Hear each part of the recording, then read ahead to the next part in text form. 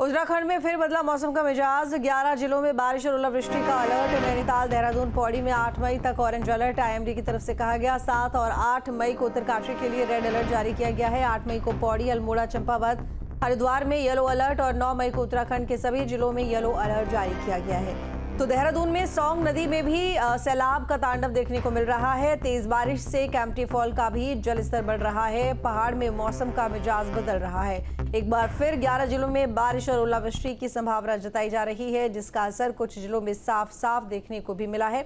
देहरादून में सौंग नदी का जलस्तर बढ़ गया है, तो वहीं बारिश से मसूरी में भी कैंपटी फॉल उफान पर है। माना जा रहा है कि बादल फटने से सौंग नदी का जलस्तर बढ़ा है। इसके अलावा बारिश से मालदेवता समेत कई जगहों पर भयानक मंजर देखने को मिल रहा है। इतना ही नहीं, रुद्रप्रयाग में भी बारिश से जनजीवन अस्त व्यस्त हुआ है। साथ ही तापमान में भी गिरावट दर्ज की गई है। इसके अलावा 7 और 8 मई को उत्तरकाशी के लिए रेड अलर्ट है, जबकि 8 मई को पौड़ी, अल्मोड़ा, चंपावत और हरिद्वार में बारिश का येलो अलर्ट है। मौसम विभाग ने 9 मई को भी उत्तराखंड के सभी जिलों में येलो अलर्ट लगाया है।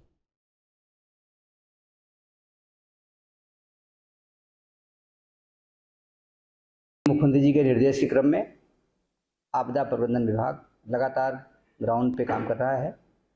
अभी तैयारी का समय चल रहा है हमारा। जो भी आपदा के उपकरण हैं, हम लोग उसको ठीक करा रहे हैं, उसको चलाने के लिए लोगों को अभ्यास करा रहे हैं। और आगामी आपदा को देखते हुए जहाँ जहाँ बरसात की संभावना ज़्यादा रहती है, जहाँ लैंडस्लाइड की संभावना होती है या जहाँ पे रास्ता ब्लॉक होने की संभावना होती है, उस पे क्या कार्रवाई करनी है, रणनीति बनाई जा रही है जनपदों से। और विगत कई वर्षों में किस प्रकार की आपदाएं आई हैं, किस प्रकार से हमारा रिस्पांस रहा है, कैसे हमने काम किया है, कहाँ पे कमियां रह गई हैं, कमियां क्या रही हैं, उसको देखा जा रहा है। उसको एनालिसिस करने के बाद हमारा प्रयास होगा कि इस बार जब बरसात होगी, मानसून का समय आएगा, उसमें हम लोगों को त्वरित गति से राहत बचाव कार्य कर सकें लोगों के लिए। विभाग की भविष्यवाणी आखिरकार सच साबित हुई। आज, कल और परसों के लिए मौसम विभाग ने जो फोरकास्ट किया था कि भारी बारिश और बिजली कड़केगी, भारी बारिश होगी और कहीं कहीं तेज़ हवाएं चलेंगी, तो देहरादून में भी तेज़ हवाओं के बाद बारिश शुरू हो गई है।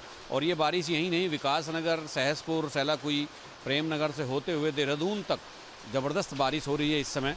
और आपको बता दें कि कल भी सोंग घाटी में बादल फटने से सोंग नदी में बाढ़ जैसे हालात पैदा हो गए थे।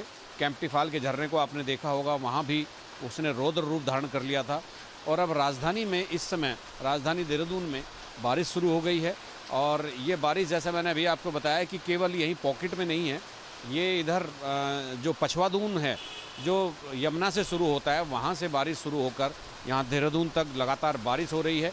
और अभी बहुत तेज़ी के साथ बारिश होने से जो पारा है वो लुढ़क गया है। मौसम विभाग में थोड़ी ठंडक भी हो गई है।